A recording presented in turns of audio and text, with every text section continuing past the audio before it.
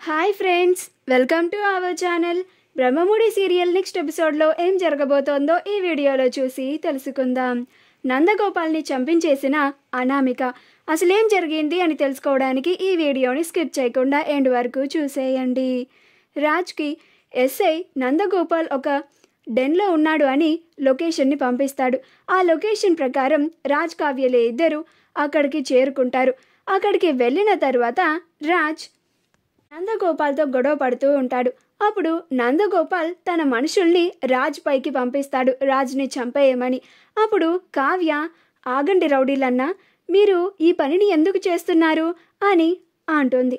అప్పుడు ఆ రౌడీలు అలానే ఏంటివిడ ఇంత వింతగా అడుగుతోంది అన్నట్లుగా చూస్తూ ఉంటారు. అప్పుడు కావ్య, ఇదంతా మీరు ఎక్కడి నుంచో బతుకు తెరువు కోసం ఇక్కడికి వచ్చి ఈ వెధవ కోసం ఇలా రౌడీయిజం చేసి మీ పెళ్ళాం పిల్లల్ని పోషించుకోవడానికి చేస్తున్నారు కదా, అదే మీరు ఇలా అందరితో గొడవలు పడుతూ ఉంటే మీ కాలో చెయ్యో మా ఆయన లాంటి వాళ్ళు తీసేస్తే రేపు వచ్చే నెల నుంచి మీ పెళ్ళాం పిల్లలకి డబ్బులు ఎవరు పంపిస్తారు? ఈ విషయం గురించి మీరెప్పుడన్నా ఆలోచించారా? సరే, కాలో చెయ్యో ఏముంది, పోతే పక్కన పెడదాం. అది మీ ప్రాణాలు పోతే వాళ్ళు ఏమైపోతారు? మీ పెళ్ళాం బిడ్డలు అనాథలైపోరా అని అంటుంది. అప్పుడు రాజ్, ఏంటి కళావతి నువ్వు వీటన్నిటి గురించి ఈ రౌడీలకి చెప్తున్నావేంటి? ఇలాంటి రౌడీలు అలా పెళ్ళాం బిడ్డల గురించి ఆలోచించి ఉంటే ఇలా రౌడీజం చేయడానికి రారు కదా అని అంటాడు. అప్పుడు నందగోపాల్, రే ఏంట్రా ఇది చెత్తలో డిస్కషన్, వెళ్ళి ఆ రాజుని చంపేయండి, నేను కదా మీకు ప్రతీ నెల జీతం ఇస్తుంది అని అంటాడు. అప్పుడు కావ్య, రౌడీ అన్నలు, మీరు నేను చెప్పిన దాని గురించి ఆలోచించుకోండి, ఇక మీ ఇష్టం. మా ఆయన గురించి నాకు తెలుసు, కన్ఫామ్గా మీ కాలో చెయ్యో తీసేస్తారు. అప్పుడు మీరు ఇప్పటి వరకు పంపించినలాగా మీ పెళ్ళాం బిడ్డలకి డబ్బులని పంపించలేరు. ఒకవేళ మీ ప్రాణం పోతే చేసేదేమీ లేదు కూడా. అదే మీరు ఈ వెధవ దగ్గర పని చేయకుండా బయటికి వెళ్ళి వేరే ఏదన్నా పని చేసుకొని చక్కగా ప్రశాంతంగా మీ పెళ్ళాం బిడ్డలకి డబ్బులు పంపించుకుంటూ ఉండొచ్చు అని అంటుంది. అప్పుడు ఆ రౌడీలు, నువ్వు చెప్పింది కూడా బాగానే ఉందమ్మా, కానీ మాకు ఈ పని తప్ప వేరే పని ఏమీ రాదు, పైగా మాకు ఉద్యోగాలు ఇచ్చే వాళ్ళు ఎవరున్నారమ్మా అని అంటారు. అప్పుడు కావ్య, మీరు రౌడీజం చేస్తున్నారు, ఇంకా ఏ పని రాదు అంటున్నారు, వాచ్మెన్ డ్యూటీ చేయొచ్చు కదా, మీరు ఈ రౌడీజాన్ని మానేస్తాను అంటే నేను మీకు వాచ్మెన్ ఉద్యోగాలు ఇస్తాను, ప్రతీ నెల మీ భార్య బిడ్డలకు మీరు డబ్బులు పంపించుకోవచ్చు, పైగా మీరు కూడా క్షేమంగా ఉండొచ్చు, లేకపోతే ఇప్పుడే మీకు ఏమైనా జరగచ్చు, ఇక మీకే వదిలేస్తున్నాను, మీరే ఆలోచించుకొని అప్పుడు గొడవకి రండి అని అంటుంది. అప్పుడు ఆ రౌడీలు, నిజమే కదా ఈవిడ చెప్పింది కూడా అని ఒకళ్ళ మొహాలు ఒకళ్ళు చూసుకుంటూ మాట్లాడుకుంటూ ఉంటారు. అప్పుడు నందగోపాల్, రే ఏంట్రా మీరు ఆవిడ మాటలు వినేసి నిజంగా నా దగ్గర పనిచేయడం మానేసి వెళ్ళిపోదాం అనుకుంటున్నారా ఏంటి అని అంటాడు. అప్పుడు ఆ రౌడీలు ఆలోచిస్తూ ఉంటారు. అప్పుడు నందగోపాల్కి వీళ్ళు ఎక్కడ ఆ నందగోపాల్ని రాజ్కి వదిలేసి తన దగ్గర పనిచేయడం మానేసి వెళ్ళిపోతాడేమో అని, రే మీరు గనుక ఇప్పుడు ఆ రాజుని చంపేస్తే మీకు ఇచ్చే జీతం కన్నా డబల్ జీతాన్ని ఇస్తాను అని అంటాడు. అప్పుడు ఆ రౌడీలు, నువ్వు మాకు ఎంత జీతాన్ని ఇచ్చినా కానీ ఇప్పుడు ఈ మేడం చెప్పినట్లుగానే మా కాలో చెయ్యో విరిగిపోతే మేము ప్రతి నెల పని చేసుకోలేము, ఒకవేళ మా ప్రాణమే పోతే మా కుటుంబం అనాథ అయిపోతుంది, అందుకనే మేము ఇప్పటి నుంచి ఈ రౌడీజాన్ని మానేయాలని అనుకుంటున్నాము,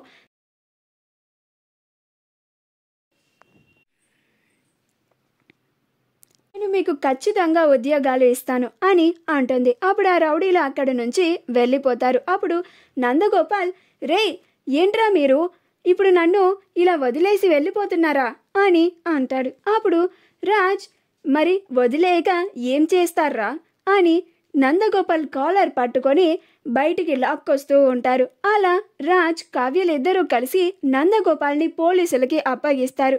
ఈ విషయం అనామికకి తెలుస్తుంది.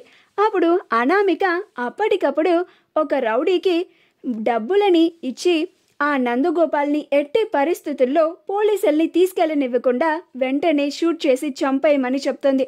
అప్పుడు ఆ రౌడీ డబ్బులకి ఆశపడి ఆ నందగోపాల్ని చంపేస్తాను మేడం, మీరు ఏం కంగారు పడకండి, నా కాల్ కోసం వెయిట్ చేస్తూ ఉండండి అని చెప్తాడు.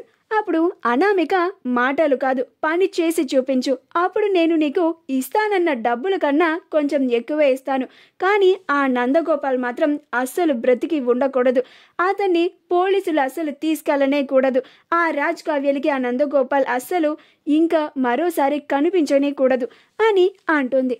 అప్పుడు ఆ రౌడీ మీరు కంగారు పడకండి మేడం, నేను చూసుకుంటాను కదా అని ఆ రౌడీ ఆ గెస్ట్ హౌస్ దగ్గరికి వచ్చి పోలీసుల నందగోపాల్ని తీసుకెళ్తూ ఉంటే షూట్ చేసి అక్కడి నుంచి వెళ్ళిపోతాడు. అప్పుడే రాజ్ కావ్యల ఇద్దరు మాట్లాడుకుంటూ ఉంటారు.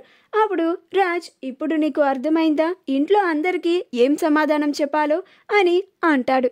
అప్పుడు కావ్య, అవునండి, మనం ఏం సమాధానం చెప్పాలో అర్థమైనట్టే ఉంది అని అంటుంది.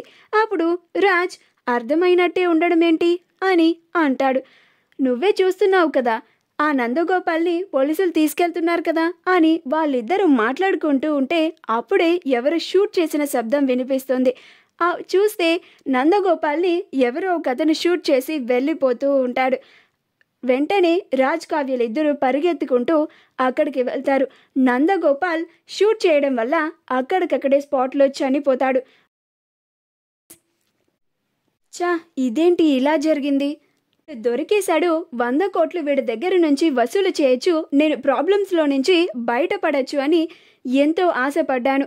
మా ఇంట్లో వాళ్ళందరూ మమ్మల్ని నిలదీస్తున్నారు అని వాళ్ళకి ఏమీ సమాధానం చెప్పుకోలేక ఇప్పుడు వీడిని పట్టుకొని ధైర్యంగా వెళ్ళి వాళ్ళకి సమాధానం చెప్పుకోవచ్చు అని చాలా ధైర్యంగా ఉన్నాను. కానీ లాస్ట్ మినిట్లో ఎవడో ఒకడు వచ్చి వీడిని చంపేశారు. ఇప్పుడు నేను మళ్ళీ సమస్యల్లో కూరుకుపోయాను. అసలు వీడిని చంపిన వాళ్ళు ఎవరు? ఎస్ఐ, మీరు ఏం చేస్తారో నాకు తెలీదు. ఈ నందగోపాల్ని చంపిన వాళ్ళు ఎవరో వెంటనే పట్టుకోండి. వాణ్ణి పట్టుకుంటే వీడి వెనకాల ఉండి నడిపిస్తున్నది ఎవరో వాళ్ళు బయటకు వస్తారు అని అంటాడు. అప్పుడు ఎస్ఐ, అలాగే రాజ్, మేము ఆ పనిలోనే ఉంటాము, మీరు దయచేసి ఇక్కడి నుంచి వెళ్ళిపోండి, మీరు ఇప్పుడు ఇక్కడ ఉండకూడదు, ఇక్కడ ఇప్పుడే మర్డర్ జరిగింది కదా అని అంటాడు. అప్పుడు రాజ్ కావ్య ఇద్దరు అక్కడి నుంచి వెళ్ళిపోవాలని అనుకుంటూ ఉంటారు. అప్పుడు కావ్య, ఏంటండి ఇలా జరిగింది, అసలు ఆ నందగోపాల్ని చంపించేంత అవసరం ఎవరికి ఉందంటారు అని అంటుంది. అప్పుడు రాజ్, నాకు అదే అర్థం కావడం లేదు కావ్య, వీడి వెనకాల ఎవరో ఉండి ఇదంతా చేయిస్తున్నారు అని అంటూ ఉంటాడు. మా వీడియో కనుక మీకు నచ్చినట్లయితే లైక్ చేయండి, షేర్ చేయండి, మా ఛానల్ని సబ్స్క్రైబ్ చేసుకోండి, పక్కనే ఉన్న బెల్ ఐకాన్ని క్లిక్ చేయడం మాత్రం మర్చిపోకండి.